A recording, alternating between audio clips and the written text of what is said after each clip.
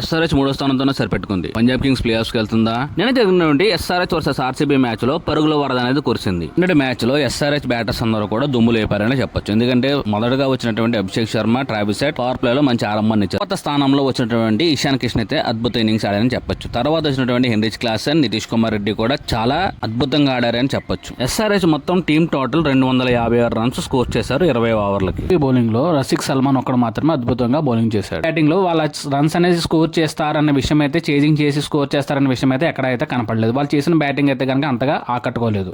RCB batting లో వెంకటేష్ అయ్యర్, కృణాల్ పాండ్యా, రజిత్ పడిదార్ వీళ్ళు ముగ్గురు మాత్రమే భారీ షాట్లు ఆడి రన్స్ అనేది స్కోర్ చేశారు. మిగతా వాళ్ళందరూ కూడా విఫలమయ్యారు. ఇక ఈ రోజు match Lucknow super Giants versus Punjab Kings. First half లో అద్భుతంగా ఆడి సెకండ్ హాఫ్ లో విఫలమైన టీం పంజాబ్ కింగ్స్. అదేవిధంగా వరుసగా 6 ఓటముల తర్వాత విజయం కోసం ఎదురు చూస్తున్న టీం పంజాబ్ కింగ్స్.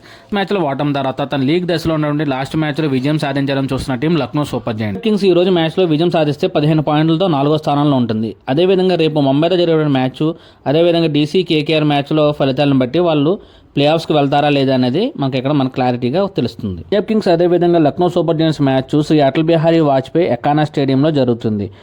వెన్యూ వచ్చేసి లక్నో. ఈరోజు మ్యాచ్లో ఎవరు విజయం సాధిస్తారు, అలాగే మీ యొక్క ఫేవరెట్ టీం ఏంటో కామెంట్స్ రూపంలో తెలియజేయండి.